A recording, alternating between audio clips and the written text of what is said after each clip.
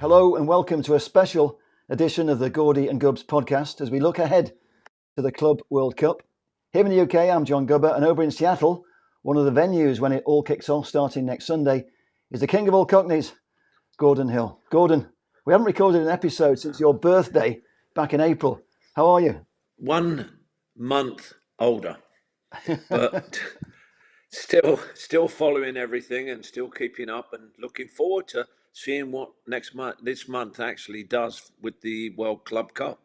Absolutely, yeah. Just to inform everybody who doesn't know about the Club World Cup, I know people are going to start getting more information about it now. Certainly here in the UK, it's been very quiet until this week when stories have started to drop about things happening to do with teams in the Club World Cup. We've got 32 teams. It kicks off with the opening game in Miami. David Beckham's Inter Miami play host to Al Ahly, the team from Egypt. What I can tell you about Al Ahly is the name means national in Arabic, and their nickname is the Red Devils because they normally play in red. Yeah. You're a former Red Devil, of course, of the Manchester United variety, but I'm guessing you won't be too familiar with Al Ahly. No, not really, John. There's a lot of clubs that are coming into this World Club Cup. It'll be the first one that we've actually seen to see how it takes off. It's, how can I say, it's a question mark competition because there are so many teams that are in that we don't know about. But it'll be good to see what happens in preparation for the 26th World Cup. Absolutely. One of the talking points today here in the UK has been the ticket prices. The Hard Rock Stadium in Miami has a capacity of over 65,000. But so far we're told tens of thousands of tickets remain unsold and the crowd could be as low as 20,000. Do you think with so many matches scheduled in this tournament, there's 63 games over the 4 weeks, fans will be selective over which are the most attractive games to go to? Well, obviously, it's very similar to the World Cup. You get the favourites getting support. They're going to get their tickets. They're going to be able to sell those tickets. And then the smaller clubs are going to be, okay, fine, you're going to get one man and his dog, so to speak. And it's going to be very interesting to see how they fathom it out because my first thoughts was to make it affordable for everybody because it's so new, so that everybody can see and get their own idea of what this is going to be. But it seems to me, John, as though they're pricing it out of the market, which you and I spoke about. FIFA were obviously hoping the attraction of Messi in the opening game would do the trick, but it doesn't seem to have worked. And I think fans will know that each team has got 3 games in the group because there's 8 groups, 4 teams in each group, so each team has 3 games. And they've put a lot of eggs into the basket of the TV coverage because DAZN, which is a UK-based company, have paid $1 billion reportedly for the TV rights, and they're going to be streaming it. So they're announcing today it's going to be the biggest sporting event that's ever been streamed. What they're saying is it's going to have the biggest streaming audience of any sporting event in the history of sport, which is quite a big statement, but it's because there's going to be 63 matches and all going to be streamed live on TV, so it's obvious that people will stream it because otherwise they won't be able to keep up with most of the matches. Well, you've just said it. You screen everything that's moving on a soccer field here. You're going to get the audience. You're going to get the curious. You're going to get the people that love the game. You're going to get supporters that want to see their favourite team. So a combination of everything. But I'm saying, how many tournaments do we need? For me, it's what we've talked about before. It's the globalisation of football, and it's where the game's heading. I guess for you in Seattle, there's an extra interest because you've got 6 group matches scheduled there, and 3 of those are the Seattle Sounders games. And the first game is against Botafogo, which is a Brazilian team, which I must admit I don't know much about. But then they've got Atletico Madrid and PSG. So I expect the tickets. I did look on the internet before to see what the price of the tickets were for Seattle, and you can't get a ticket for less than $220. So there is obviously some interest in Seattle. Well, yes, obviously, because it's very Latino based on the West Coast here. So you're going to get those following right the way through. But the cost of tickets, it doesn't match the type of football that's coming, the price of the tickets. It's not like watching a Jimmy Buffett concert or a Taylor Swift concert where they're in and out and gone and you can charge an arm and a leg. I think they should have made it affordable for everybody to see this new tournament. And Lumen Field is where the Seattle Sounders play. I'm not too far away from it. Will I go? I certainly won't go at $200. I will not pay $200 to watch any game. I've been there, seen it, done it, and I've been part of it. But if it was more reasonable, I could understand why the everyday person would want to go and see those games. The PSG, for instance, would be a game, but it depends upon what players PSG bring. You know, are they going to bring the European champions over, or are they going to play their reserves? So it's a big question, but the name PSG will draw, Madrid will draw, Man City will draw, but Botafogo, you're looking and going, well, okay, fine. This reminds me so much of the North American Soccer League when it first started. We had just as good and better players playing over here at that time with Georgie Best, Bobby Moore, Pele, Beckenbauer. You're talking about the world's best over here. It did a bit for the game, but it didn't do like what we were talking about with Messi. So what? Messi's playing. Okay, fine. You know, they're trying to get all the stars in teams to come over and play. That to me is just looking like an all-star team coming over here to play in a tournament. I think when we talk about how competitive it's going to be, I think that's going to be down to the prize money. I'd like to mention that in a second, but the thing I'd like to say first is that from a TV spectacle point of view, I think broadcasters at their peril will underestimate the role of the fans. For me, fans are the unpaid extras at football matches, because without packed stadiums, that's what makes the Premier League so exciting, because every stadium is packed. And when we talk about pushing the ticket prices up, because it's obviously a big issue here in the UK, especially at my club, Manchester United, where we had an outrage when they tried to put the ticket prices up to £66.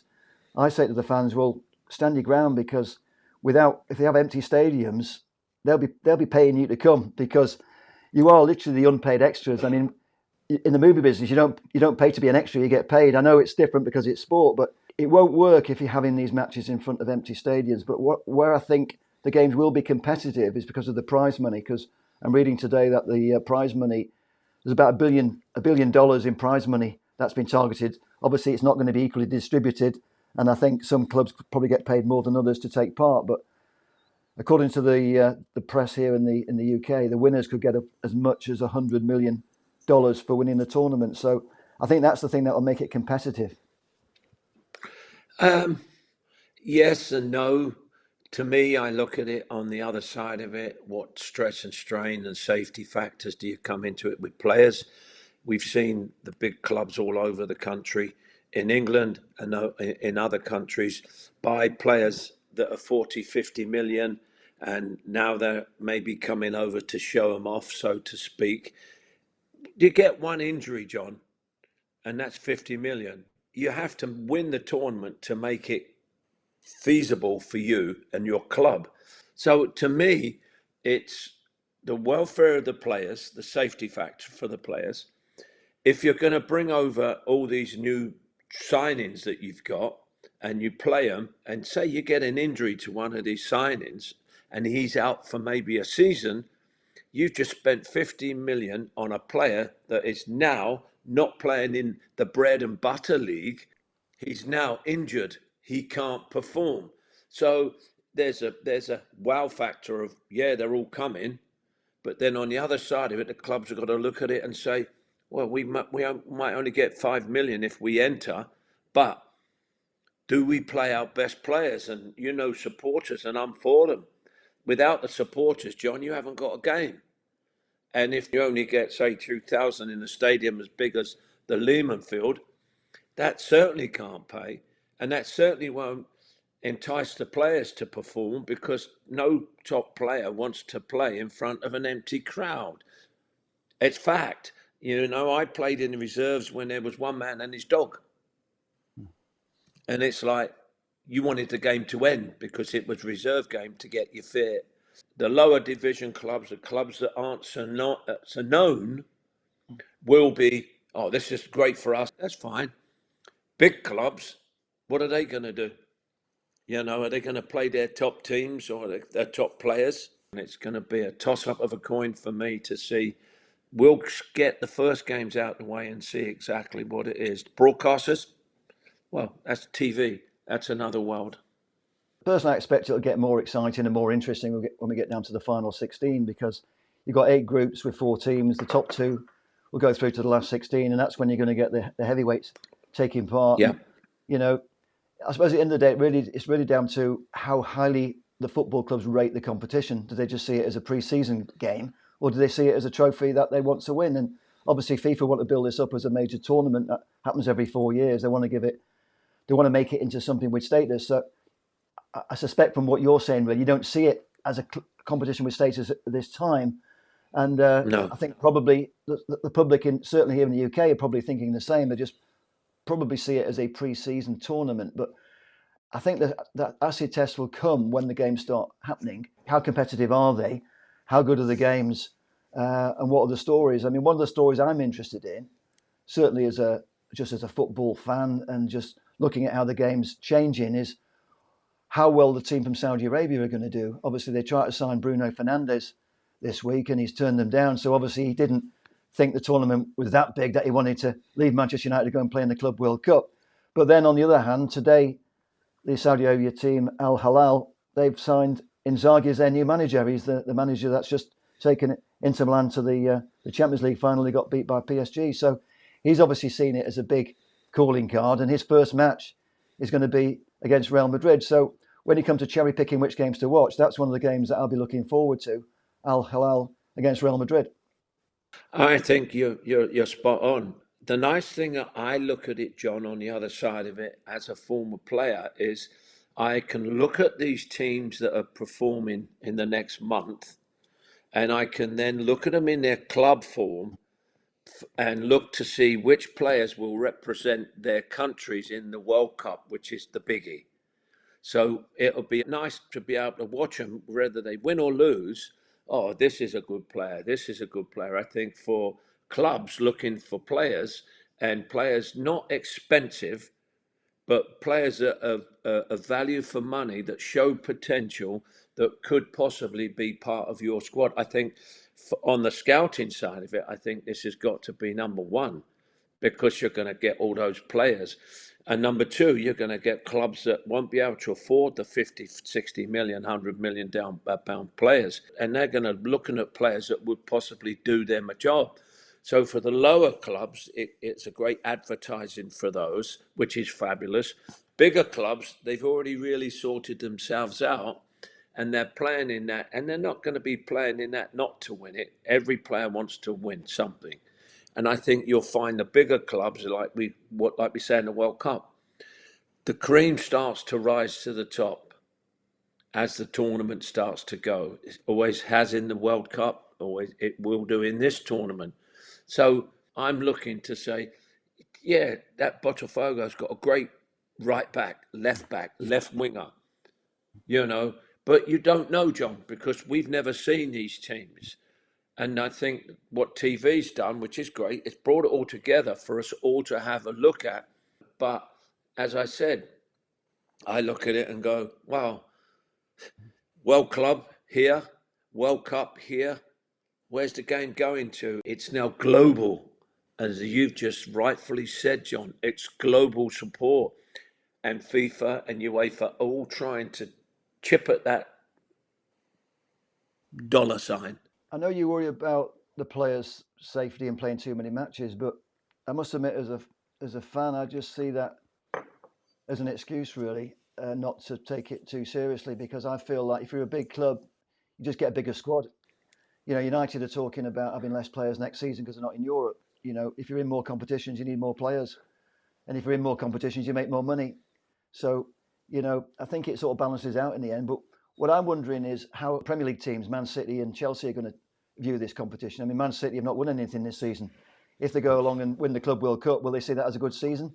Or will they just see it as a pre-season thing that they've enjoyed having a nice summer and won a bit of silverware?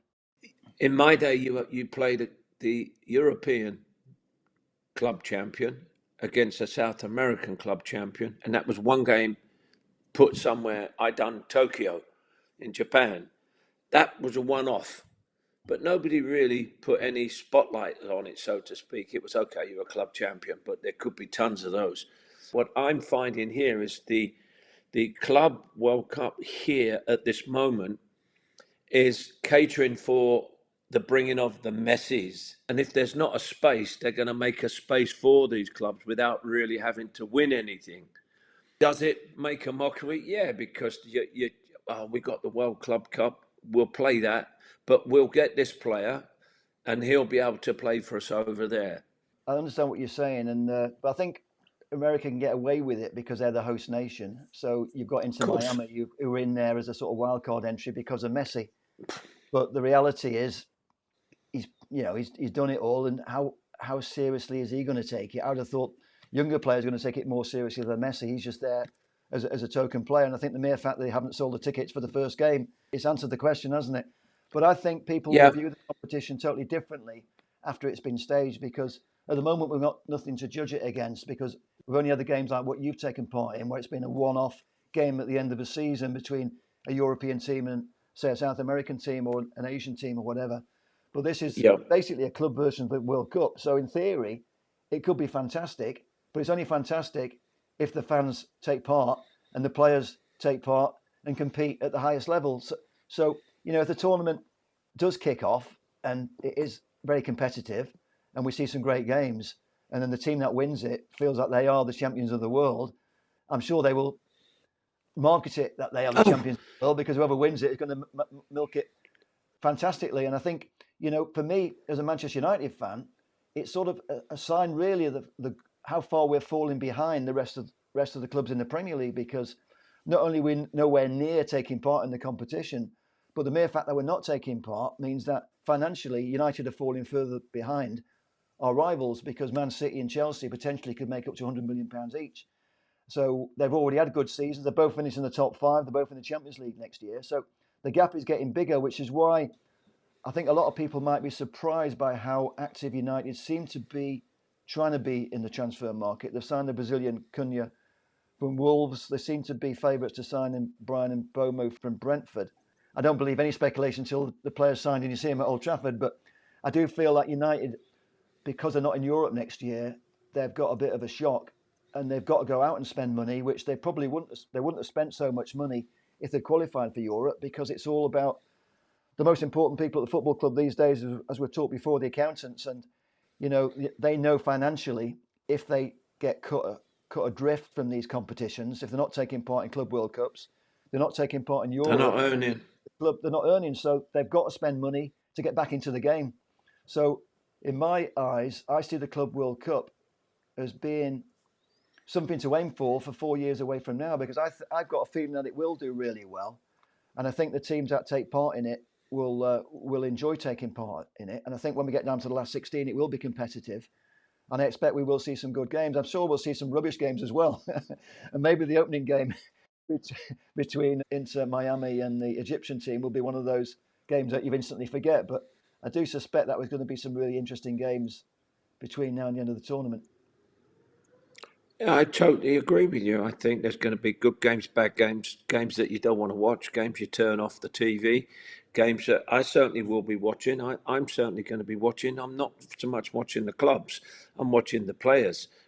That's what I'm interested in, to see what the next generation of player is going to be, what type of football they're looking at playing, how you're going to adapt that into the game. Is this World Club going to be something that you can get ready, and then it gives all the countries a good chance to look at players that they're going to represent their countries, or the young players coming through? I'm going to be working with one of the channels here just to give an update of how they're playing, what they're playing. And I think it's like you said, John, it's going to be speculation all the way through this to see if it was a success, if they needed to polish up on this, polish up on that, putting everything in place so that clubs want to play. They want to be in it. They want to win it, which may entice the Uniteds to want to play in this tournament. All players want to win this Club World Cup.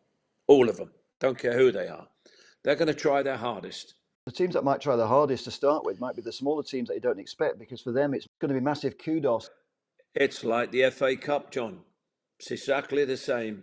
And to be honest with you, it'll be interesting to see what Brazil can throw at us, what can Germany throw at us, what the best of the best is around. It'll be great if it goes. I wish it the best because I'm on the doorstep. But I'll tell you now, I won't pay that price for tickets to go and watch a game. Maybe the fact that it's free to stream as well as backfiring, because you pay $200 or do you watch it for free, stream it on the internet and see how it goes. So I suspect the opening games will be massive audiences when it's streamed, because they'll be interested to see what it looks like. And also it's free, so people will watch it.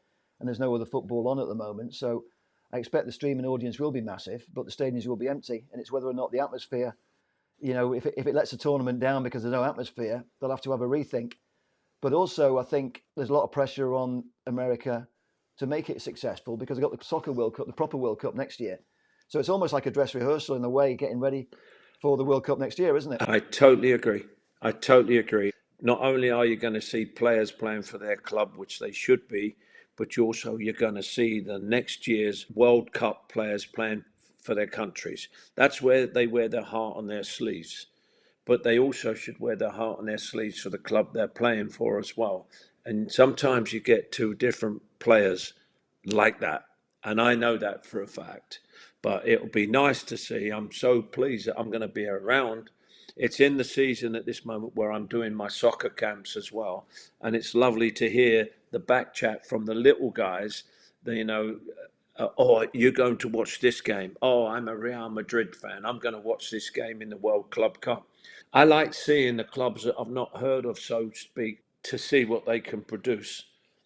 And then once they produce it, then you can get an assessment. And then I think once the first 3 or 4 games are out the way, people have said, yeah, I'm looking forward to this game, as everybody does. They're Real Madrid, they're Man City supporters, they're Barcelona supporters.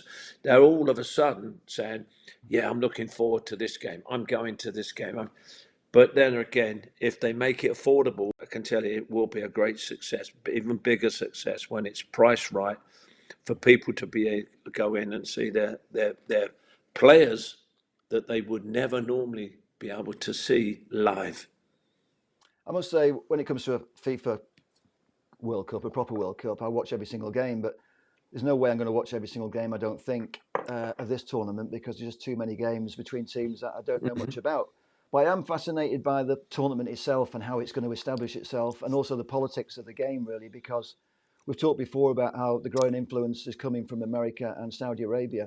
But for me, one of the most fascinating games, because I've not really seen much football in Saudi Arabia. I mean, apart from seeing a few goals of Cristiano Ronaldo, it looks like he's just running around a few traffic cones and knocking the ball into the net. I haven't really seen much of it, but I was watching Ivan Toney, the Brentford player who went to Saudi Arabia, talk today, and he was saying that don't write it off until you've seen it. So for me, one of the most interesting games, I mentioned it before, was the Al Hilal against Real Madrid game, because they've got Neves, they've got Mitrovic, and they've got the new manager now from Inter Milan, and they're going to be going all out. It's going to be a bit like an FA Cup third round. Can they giant kill Real Madrid in the first game? I am fascinated to see how the Saudi Arabian team is going to do, because are they really not much good, as I think a lot of people in this country possibly think, or are they actually starting to bridge the gap? I mean, Ivan Toney is saying, well, okay, they're not Premier League standard, but he's saying they're not too far behind. Do you think that's an exaggeration? Yes, exaggeration. I can tell you that.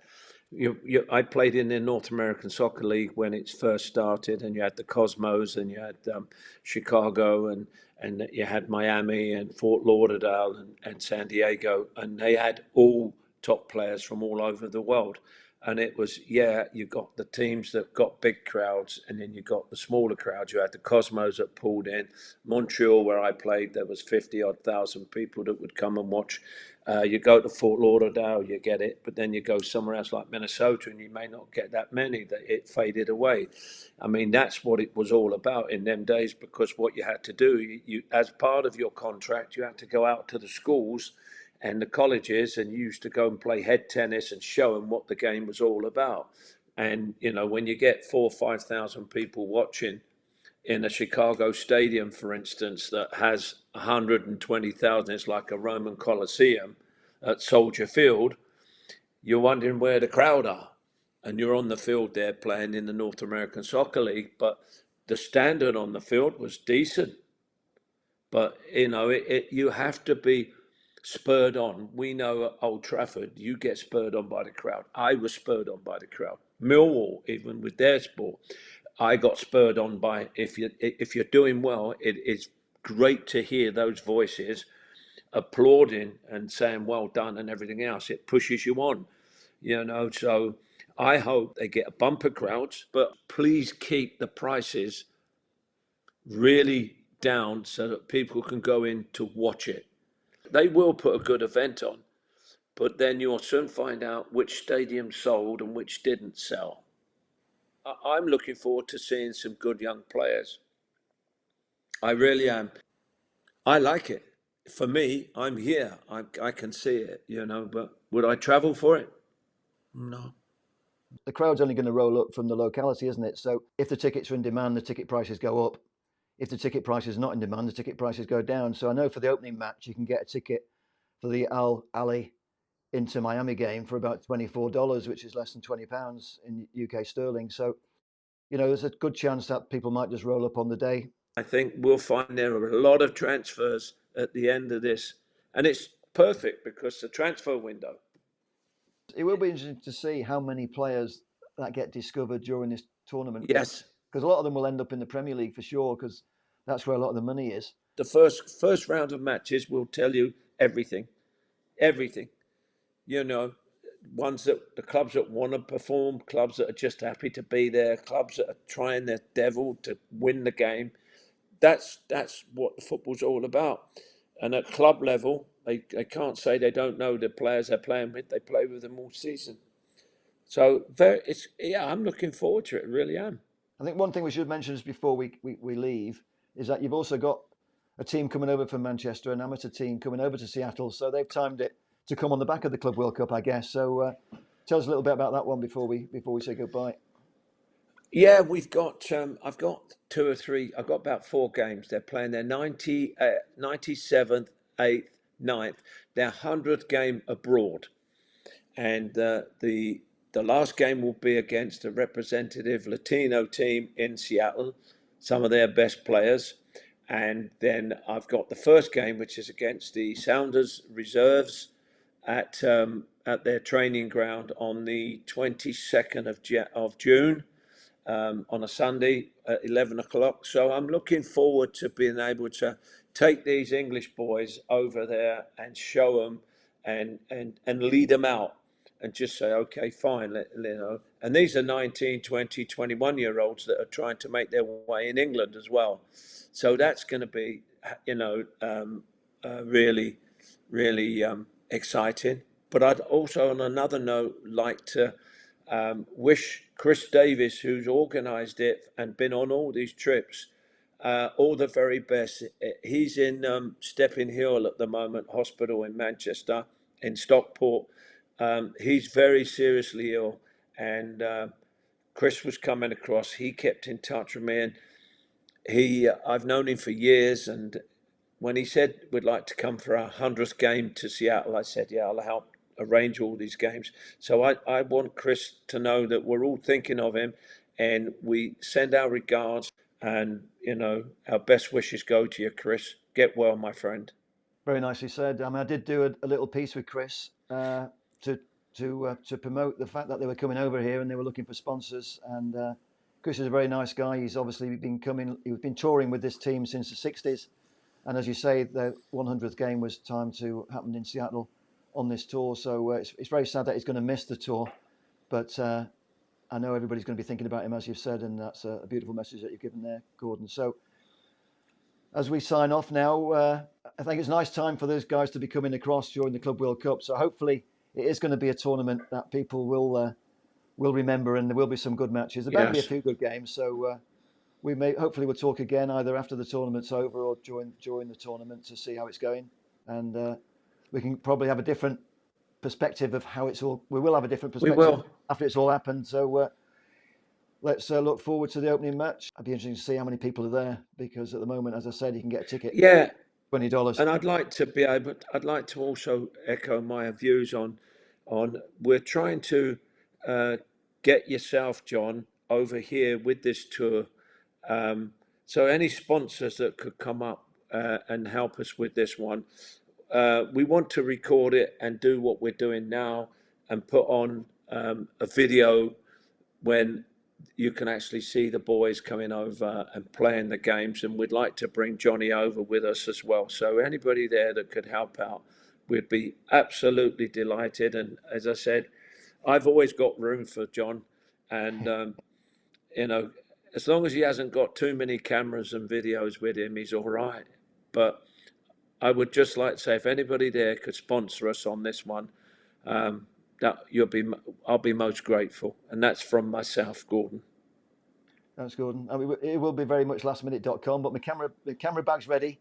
I've got 2 cameras, a couple of lenses, microphones, and I got my passport up to date. So I'm ready to hop on the next plane if the money comes in. I'm not too optimistic because we're right at the last minute, but I am available if a sponsor comes in. But either way, it's a beautiful story, and I hope they do get to have a nice match for the 100th game. And I'm sure that even if I'm not there, there's going to be hopefully there'll be some local coverage, but maybe with all the attention being on the Club World Cup, there won't be enough media space to go around. So maybe that's another reason why the sponsor needs to get me over there to guarantee that it's not lost in the history of the Club World Cup. But anyway, Gordon, that would be fantastic, John. Yeah, I'm looking forward to getting over to Seattle because you tell me so much about it, and I feel like I know all about Seattle. It's a beautiful place, and as I said, it's something that you've got to savor for yourself, something that you need to do. I mean, it's a beautiful place. It'll be a pleasure for me to show you around and take you out onto the trails and up to the mountains, and I'll take you to the volcano. You can have a look at that, but we ain't going to get too close. I know you've got some bears that sometimes come around your garden, so I don't want to get too close to those bears, but I have made animal films in the past. Also, I need to show you my soccer skills. Hold on a minute. I've got to go. I've got to go quickly. Hold on a minute. Someone's calling me. I got a message from Steve Coppell actually saying it was a crap penalty and a crap goalkeeper, but I did score in front of the Stretford end. That's true. Yeah. Oh dear. Oh dear. But no, it'd be great to have you on board. Let's keep our fingers crossed. And as I said, I'm looking forward to this World Club Cup. Okay, smashing. Hopefully you have some good games. Speak to you next time, Gordon. All right, John. Brilliant.